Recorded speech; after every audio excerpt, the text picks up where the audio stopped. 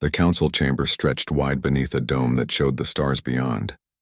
Representatives from 47 different species sat in their designated spaces, and the air hummed with translation devices working overtime. Ambassador Kelthar of the Thren Collective stood at the center platform, his 4 eyes scanning the crowd. He had called this emergency session, and now everyone wanted answers. 3 fleets, he said, his voice carrying across the vast room. 3 separate expeditions, all lost near the Sol system. No distress calls, no debris that our sensors can find, just silence. The Vraxian delegate rose from her seat, her scales reflecting the starlight above. The Imperium sent our finest cruiser squadron, 20 ships with crews totaling over 4,000 souls. They crossed Neptune's orbit and simply vanished. Her voice cracked slightly. We demand action. Murmurs spread through the chamber. The first fleet to disappear had been a small science vessel from the Kellan Federation 6 months ago. Everyone assumed it was a navigation error or reactor failure. The second fleet from the Harketh Union disappeared 3 months later. That was concerning but still explainable. But now the Vraxians, with their legendary military precision, had lost an entire squadron. Something was very wrong. What do we know about this human species? Asked a delegate from the back. Our initial scans showed them to be primitive. No faster-than-light travel, no energy shields. They barely have weapons that could threaten a survey ship, let alone a battlecruiser. Kelthar pulled up a holographic display. Earth rotated slowly in the center of the room, a blue and green marble that looked peaceful and harmless. Our long-range observations confirm this. The humans are confined to their home planet with only basic orbital stations. Their largest weapons are crude nuclear devices that they themselves fear to use. By all measures, they should pose no threat to any galactic power. Then what is destroying our ships? The Vraxian delegate's voice rose with frustration. That is what we must discover. Kelthar's primary eyes narrowed. I propose to lead an investigation fleet myself. We will be heavily armed and proceed with extreme caution. Whatever is happening in the Sol system, we will find the truth. The council voted quickly. Everyone wanted answers. Everyone wanted to know what force could make entire fleets disappear without a trace. Kelthar was given command of 15 warships, the best the Thren Collective could offer. Each ship carried enough firepower to crack a moon. Surely that would be enough for one primitive planet. 3 weeks later, Kelthar's fleet gathered at the edge of the Sol system. The Kuiper Belt stretched before them, a vast ring of ice and rock that marked the outer boundary of human territory. The fleet moved slowly, every sensor active, every weapon system ready to fire at the first sign of threat. Sir, we are detecting debris fields, his sensor officer reported. Multiple locations. The signatures match Vraxian hull materials, Harketh power cores, and Quelon navigation systems. Kelthar felt his secondary hearts accelerate. Life signs? None, sir. The debris is scattered across a wide area. Some pieces show signs of weapons damage, but it is inconsistent. Different types of impacts, different energy signatures. Nothing matches any known galactic weapon system. Show me. The main display lit up with dozens of red markers, each one representing a debris field. The pattern made no sense. The destroyed ships were spread across millions of kilometers, as if they had been picked off one by one over a long period. Scan for any defensive platforms, any hidden bases, anything that could launch an attack. The sensor officer worked his console frantically. Minutes passed. Sir, I find nothing. No military installations. No weapon platforms. No ships larger than basic cargo haulers. The only significant activity is around Jupiter and Saturn, where the humans have mining operations. Mining operations? Kelthar leaned forward. Show me those locations. The display shifted to show Jupiter's moons. Small structures dotted the surfaces of Europa and Ganymede. Around Saturn, even tinier dots moved between the rings and Titan. These are not military bases? He asked. No, sir. They appear to be civilian mining and research stations. Very basic technology. Some structures look like they were built with welded metal plates. Our analysis suggests they should barely be able to sustain life support, let alone mount any kind of defense. Kelthar studied the display for a long moment. Something felt wrong. His combat instincts, honed over 40 years of military service, were screaming at him. Maintain maximum alert status. Deploy sensor drones ahead of the fleet. I want to know if anything larger than a pebble moves in this system. The fleet crept forward, crossing the orbit of Neptune, then Uranus. Nothing happened. No attacks came. No warnings were broadcast. The fleet passed Saturn's orbit and still nothing. Kael'thar watched Jupiter grow larger on the screens. Somewhere ahead, 3 other fleets had met their end. Whatever had destroyed them was waiting. "Sir, we are receiving a transmission," the communications officer announced. "It is from Earth. Audio only, very basic format." "Play it." A human voice filled the bridge, speaking a language that the translators struggled with at first. "Unknown vessels, this is Earth Defense Coordination. You are approaching restricted space. Turn back now. This is your only warning." Kael'thar almost laughed. "Earth Defense Coordination? They had no defense worth mentioning. Respond that we are a peaceful investigation fleet and request." His words were cut off as every alarm on the bridge began screaming at once.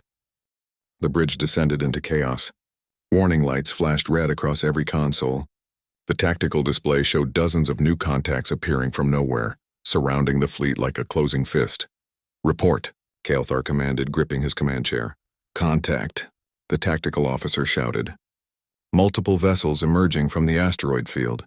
Contacts behind Saturn's rings. More contacts using Jupiter's moons as cover. "Sir, they were already here. They were waiting for us." Kael'thar studied the tactical display with growing confusion. The contacts were small, far too small to be military vessels. Most were barely larger than shuttles. What kind of ships are these? Why did our sensors not detect them? "They are running cold, sir."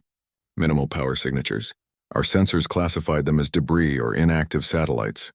The tactical officer looked up, his face pale. "Sir, they are moving now. These are human vessels, but they do not match any military configuration in our database." One of the contacts grew larger on the screen as it accelerated toward the fleet. Kael'thar expected to see a sleek warship bristling with weapons. Instead, he saw something that looked like it had been assembled in a scrapyard. The hull was a patchwork of welded plates.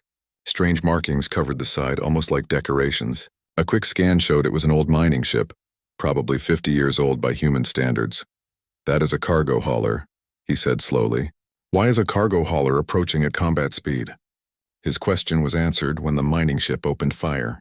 But these were not energy weapons or plasma cannons. Chunks of metal shot from what looked like modified drilling equipment, accelerating to incredible speeds. The projectiles slammed into the nearest Thren destroyer, and Kael'thar watched in disbelief as the shields flickered and failed. "Shields down on the Talon's Pride," someone shouted. Those were kinetic projectiles, solid metal moving at 0.8 light speed. "Our shields are not designed for that kind of impact." More human vessels opened fire. Missiles streaked through space, but they were strange missiles. Some looked homemade, with mismatched parts and crude guidance systems. Others appeared to be ancient human military hardware that should have been decommissioned decades ago. A few were nothing more than nuclear warheads strapped to chemical rockets that leaked fuel as they flew. "Return fire," Kael'thar ordered. "Destroy those vessels." The fleet's plasma cannons lit up space with brilliant blue light. Several human ships exploded immediately, their thin hulls no match for military-grade weapons. But for every ship destroyed, 2 more appeared. They came from everywhere, from hiding spots that should have been impossible to use. One emerged from inside a hollow asteroid. Another had been disguised as a damaged satellite. A third had somehow hidden itself in the shadow of one of the fleet's own ships. "Sir, these pilots are insane," the tactical officer reported. "They are not following any standard combat doctrine. They attack individually with no coordination, no formation, no command structure that we can detect." But Kael'thar was watching the display carefully, and he saw something his officer missed. The humans were not coordinating through military channels, but they were coordinating. When one human ship made an attack run, others would follow from different angles. When the fleet's weapons focused on one target, other human vessels would strike from behind. It was like watching a pack of predators, each acting independently but all working toward the same goal. A small human vessel, barely larger than a shuttle, streaked past the bridge viewport. Kael'thar caught a glimpse of its hull. The name painted on the side read Lucky 7 with a crude picture of dice. This was a civilian ship, probably a family transport or personal yacht. And it was firing missiles at his flagship. "Shield status?" he demanded. 60% and dropping, sir. These kinetic weapons are tearing through our defenses. Every impact sends shockwaves through the shield matrix. They are hitting us faster than the generators can compensate." Another alarm blared. "Contact on ramming course." "It is one of those mining vessels." Kael'thar watched in horror as a large mining ship, its engines burning at maximum, flew straight toward the Thren destroyer Silver Dawn. The destroyer's point defense weapons tore into the mining ship, ripping it apart, but the momentum carried the wreckage forward. Metal debris slammed into the destroyer's hull at tremendous speed. The impact tore a massive hole in the ship's side. Atmosphere vented into space and the destroyer's power core destabilized. The Silver Dawn is breaking apart. The communications officer's voice cracked with fear. They are abandoning ship. Sir, we are receiving a transmission. It is from the humans. The communications officer looked confused. They are offering to rescue the Silver Dawn's crew. What? Kael'thar could not believe what he was hearing. These humans were destroying his ships, but they wanted to save his people. Sir, more human vessels are approaching. They are not armed. They appear to be emergency response ships. The sensor officer highlighted several new contacts on the display. These ships had medical symbols on their hulls and were moving toward the stricken destroyer. Kael'thar had to make a decision. More of his ships were taking damage. The fleet's shields were failing one by one. These primitive weapons should not work, but they were devastating his fleet. The humans were throwing everything at them. Mining equipment, construction tools, ancient missiles, even solid chunks of metal accelerated to impossible speeds. And now they were offering mercy to his wounded. All ships disable weapons and prepare to withdraw, he ordered, his voice heavy with defeat. Broadcast our surrender on all frequencies. Sir, that mining ship is still on approach. It shows no signs of stopping. Kael'thar closed his eyes as the last thing he saw was a human vessel, decorated with faded paint and held together with welds, flying directly at his bridge. Then the impact came and everything went dark. Kael'thar woke to the smell of disinfectant and something else, something organic that he could not identify. His body ached, but the pain was manageable. Someone had treated his injuries with surprising skill. He opened his primary eyes first, then his secondary ones, letting his vision adjust to the bright lights above. He was in a small room with white walls. Medical equipment surrounded his bed, most of it familiar enough that he recognized its purpose. A monitor displayed his vital signs in both Thren symbols and human numbers. The room was clean, organized, and completely unlike the torture chamber he had expected. The door opened and two humans entered. The first was a woman with graying hair tied back in a simple style. She wore casual clothing, not a military uniform. The second was a man, older, with weathered skin and tired eyes. He wore a jacket that had been patched many times and carried a data pad under his arm. Ambassador Kael'thar, the woman said, her voice soft. I am glad to see you awake. I am Dr. Sarah Chen, and this is Marcus Webb. How do you feel? Kael'thar struggled to sit up. His translator implant worked perfectly, converting their language in real time. Where am I? Where is my crew? You are on Station Unity, one of our orbital platforms around Earth, Sarah explained. She pulled up a chair and sat down, as casual as if they were old friends. Your crew is safe. We rescued everyone we could from the damaged ships. Most of them are in medical facilities like this one, being treated for their injuries. We are prisoners then, Kael'thar said. Marcus shook his head. Guests. Uncomfortable guests maybe, but not prisoners. We will return you to your people once we figure out this situation. Kael'thar stared at them. You destroyed my fleet. You killed my soldiers. And now you claim we are guests? Sarah's expression grew sad. We disabled your ships, yes. But we tried very hard not to kill anyone. Every vessel that was destroyed received multiple warnings to evacuate first. We used precision strikes to disable, not destroy. The death count from the battle was 43, and each one weighs heavily on us. 43? Kael'thar could not hide his shock. His fleet had over 8,000 personnel. If the humans had wanted to kill them all, they could have. But why? You had us at your mercy. Because we are not murderers, Marcus said simply. We defend our home, but we do not want to kill people who are just following orders. Those other fleets that came before you, their crews are alive too. Most of them are on their way back to their home worlds right now, in their own repaired ships. Kael'thar felt like his understanding of reality was crumbling. I do not understand. You have no military? Our scans showed this clearly. How did you defeat 3 battle fleets with mining equipment and cargo ships? Sarah and Marcus exchanged a glance. Then Sarah leaned forward. Ambassador, Earth does have a military. Several of them, actually. Each nation maintains its own forces. But our militaries are designed to fight on planets, not in deep space. When your first fleet appeared 6 months ago, our governments were still arguing about who had authority to respond, what protocols to follow, whether to attempt communication or prepare for defense. So who attacked them? Kael'thar asked. We did, Marcus said. Me, Sarah, and about 40,000 other people who decided we were not going to wait for permission to protect our families. Kael'thar's primary eyes widened. You are civilians? I am a xenobiologist, Sarah explained. I was on a research station near Europa when the first alien fleet arrived. Marcus here ran a mining operation on Titan. When we saw those ships approaching Earth, we knew our governments would not respond in time. So we started organizing. Organizing what? An army? Not an army, Marcus corrected.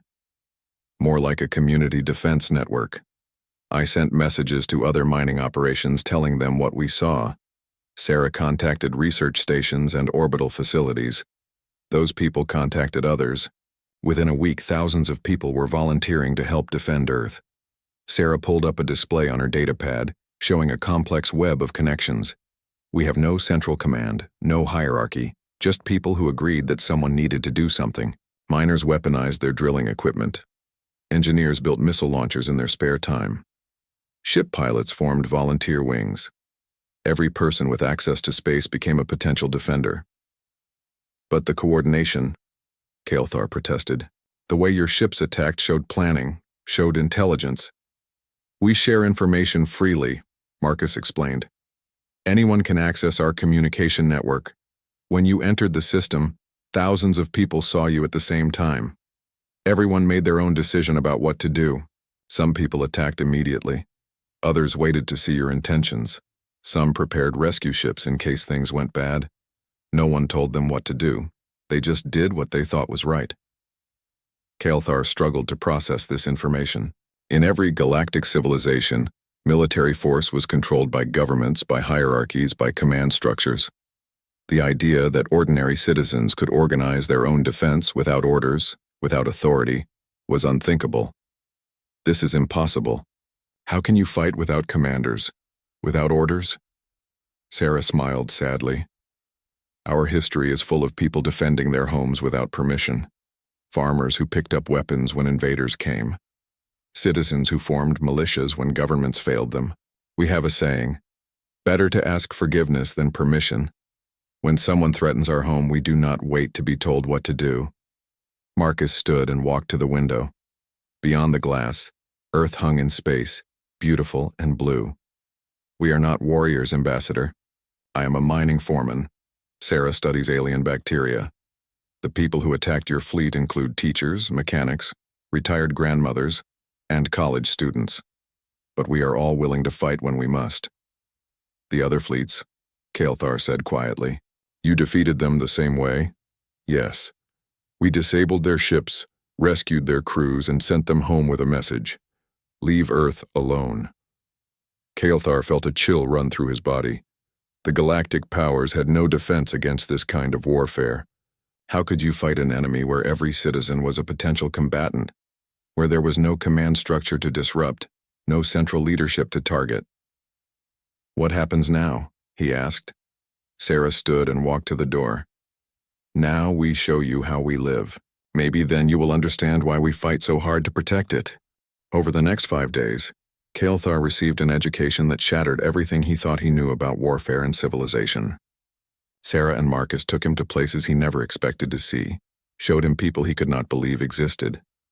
The first stop was a salvage yard in orbit around Luna, Earth's moon. Dozens of damaged ships floated in organized rows, including several from his own fleet. Human workers moved between them in spacesuits, cutting away damaged sections, replacing power cores, patching hull breaches. But these were not military engineers. Kael'thar met a woman named Rosa, who had been a shuttle mechanic before volunteering. She showed him how she had converted a simple welding torch into a cutting laser, powerful enough to breach military-grade armor. "We learn by doing," Rosa explained as she worked on a damaged Thren destroyer. "None of us had training in military ship repair, so we figured it out as we went. Turns out a ship is a ship, whether it carries cargo or weapons. The principles are the same." Next, Marcus took him to a workshop hidden inside an asteroid near Mars. Here, a group of engineers and hobbyists had built a weapons manufacturing facility, but it was nothing like the military factories Kael'thar had seen on Thren worlds. This looked more like a community center. People worked at individual stations, building missiles and railguns while chatting casually. Loud music played from speakers. Someone had painted colorful murals on the walls. A young man, barely into adulthood by human standards, showed Kael'thar a missile he had designed. "I call it the Firecracker Mark 7, he said proudly. Built from spare parts and a lot of trial and error. The guidance system came from an old weather satellite. The warhead is just conventional explosives, nothing fancy, but it works." "You built this yourself?" Kael'thar asked. "Without training? I watched videos on the information network." The young man shrugged. "Lots of people share their designs and improvements. If I have a problem, I post a question and usually someone has an answer within an hour. We all help each other." The third location was a communications hub on Station Unity. Kael'thar expected to find a military command center with officers shouting orders. Instead, he found a retired grandmother named Helen sitting at a console, drinking something called tea. She wore comfortable clothing and had pictures of her family displayed around her workspace. "I coordinate the Southern Sector volunteer wings," Helen explained. "But coordinate is a strong word. Mostly I just make sure people have good information. If I see something important on the sensors, I let people know. They decide what to do about it." Kael'thar watched her screens. Hundreds of communication channels scrolled past, people reporting positions, sharing sensor data, discussing tactics. It was organized chaos, with no clear hierarchy, but somehow it worked. "How do you make decisions? Who gives orders?" Helen laughed. "No one gives orders, dear. People share information and make their own choices. When your fleet arrived, I sent out a message saying what I saw. Some people decided to intercept you immediately. Others wanted to wait and observe. Some prepared rescue ships. A few argued we should try talking first. Everyone did what they thought was best. But what if people disagree? What if they want to do different things?" "Then they do different things," Helen said simply. "We do not all have to agree. We just have to respect each other's choices." During the battle, some volunteers held back because they were not comfortable with aggressive tactics. Others went all in. Both approaches were valid. The fourth day, Sarah took him to a school on one of Jupiter's moons. Students, young humans still learning about the universe, sat in a classroom working on a project. Kael'thar watched in amazement as they assembled what appeared to be a functional sensor drone from classroom supplies and spare parts. Their teacher, a patient man named David, explained, "We teach problem-solving and practical skills. These students designed this drone themselves as part of their engineering course. When the call went out for more sensor coverage in the system, they volunteered their project to help." A student, a girl who could not be more than 15 years old, looked up at Kael'thar with curious eyes. "Are you really an alien ambassador? That is so cool. Do you want to see how our gravitational sensor works?" Kael'thar found himself sitting with children, learning about technology they had built with their own hands, and he realized something profound. On his world, on every world in the Galactic Council, education was specialized. Military personnel learned military skills. Engineers learned engineering. Citizens learned what they needed for their assigned roles. But humans taught their children everything, encouraged them to explore, to create, to solve problems independently. On the fifth day, Marcus took him to meet the volunteer coordinators, the closest thing humans had to military leadership. They met in a simple conference room, and Kael'thar counted 20 people of various ages and backgrounds. A former submarine captain sat next to a software engineer. An asteroid miner shared coffee with a university professor. They greeted Kael'thar warmly and invited him to sit. "We know the Galactic Council is probably not happy with us," the submarine captain said. His name was James Chen, and he had kind eyes that had seen too much combat. "But we need you to understand something. We did not choose to become warriors. We chose to protect our home. Every person who attacked your fleet was a volunteer," added the software engineer, a woman named Keiko. No one was forced. No one was ordered. They fought because they wanted to, because they believed it was necessary. Kylthar looked around the table at these ordinary people who had defeated 3 military fleets. The Council will want to quarantine your world. They will see you as a threat. Let them try, Marcus said quietly. We just want to be left alone. But if they keep sending fleets, we will keep defending ourselves. Kylthar pulled out a communication device. I need to send a report to the Council. They need to know what I have learned here, but I do not think they will like my conclusions. Sarah leaned forward. What are your conclusions, Ambassador? Kylthar thought carefully before speaking. That humans are dangerous not because of your technology or your weapons, but because of your ideas. You have shown that ordinary people can organize, can fight, can defend themselves without governments or militaries or command structures. That is terrifying to every power in the galaxy. Why? Asked James. Because if other species learn they can do what you do, the entire galactic order will collapse. Kylthar sent his report through a secure communication drone, then waited. He knew the Council would not respond quickly. They would debate, argue, consult their advisors.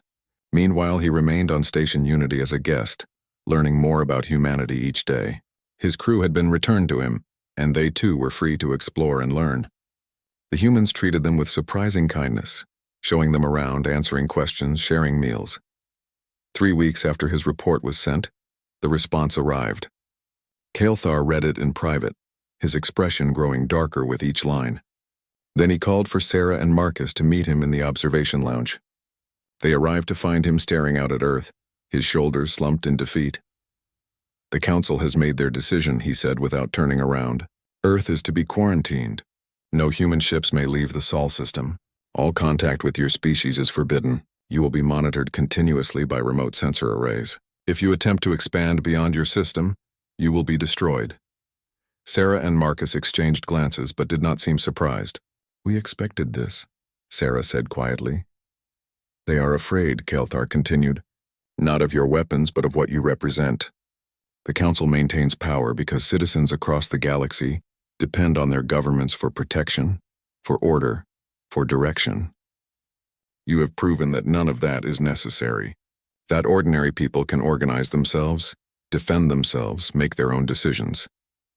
Marcus walked to the window and stood beside Kylthar.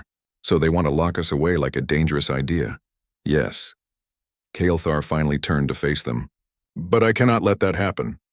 What do you mean? Sarah asked. Kylthar pulled out his communication device and activated it. The holographic display showed the Galactic Council chamber, but this time he was broadcasting publicly. Every member species, every citizen with access to the Galactic Network could see and hear what he was about to do. Members of the Galactic Council, he began, his voice steady and strong. I am Ambassador Kylthar of the Thren Collective, reporting from Earth. I have spent the past 3 weeks among humanity, learning about their culture, their methods, their reasons for fighting. And I must tell you that your decision to quarantine them is not based on security concerns. It is based on fear. Gasps and shouts erupted from the council chamber, but Kylthar continued. You fear what humans represent? You fear that if other species learn what I have learned, they will begin to question.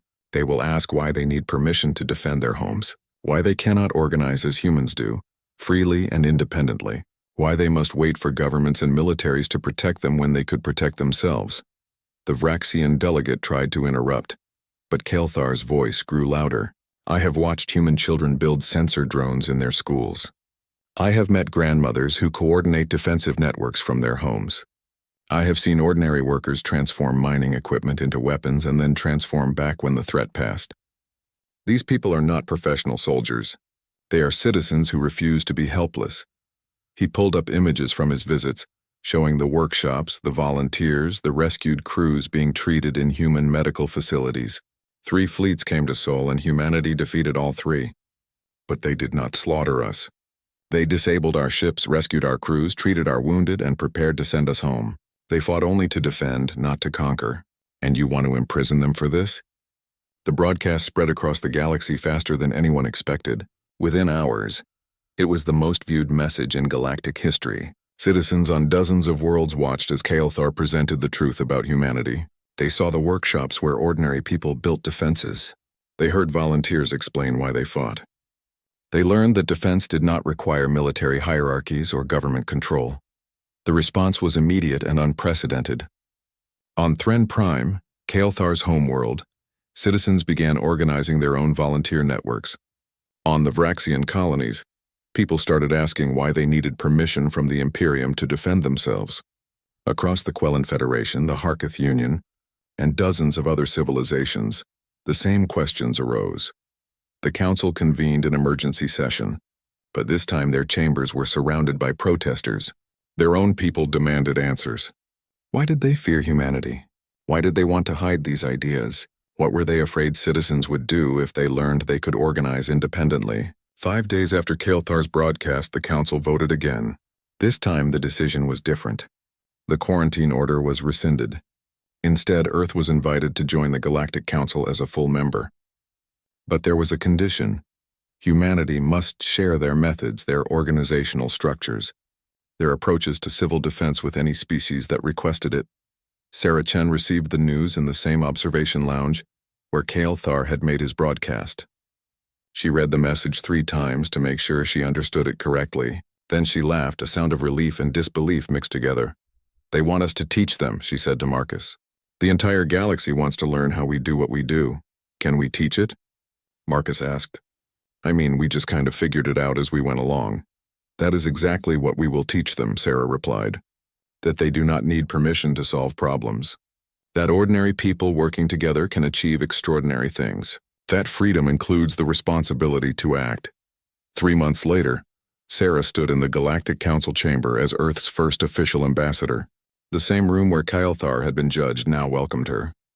Representatives from 47 species watched as she took her place at the podium, and billions more watched on screens across the galaxy. Members of the Council, citizens of the galaxy, she began. I stand before you not as a military leader or a government official, but as a scientist who became a defender because circumstances required it. My people never wanted to be warriors. We simply wanted to live in peace on our small blue world. But when threatened, we discovered something important, that we did not need to wait for someone else to protect us. We could protect ourselves. She paused, looking around the chamber. Some of you fear what this means. You worry that if citizens can organize independently, governments will lose control. But I ask you to consider a different possibility. What if governments become stronger when citizens are empowered? What if allowing people to take responsibility makes them more invested in their civilization's success, not less? Kael'thar, sitting in the Thren delegation, felt his heart swell with pride. Sarah continued, We do not offer you weapons or military tactics. We offer you something more valuable, the knowledge that your people are capable of more than you imagine. That given freedom, responsibility, and trust, ordinary citizens can achieve the extraordinary. This is humanity's gift to the galaxy. The chamber fell silent for a long moment. Then, one by one, delegates began to stand. It started with Kael'thar, then spread across the room. Soon every representative was on their feet, and the sound of approval filled the ancient chamber. The vote was unanimous.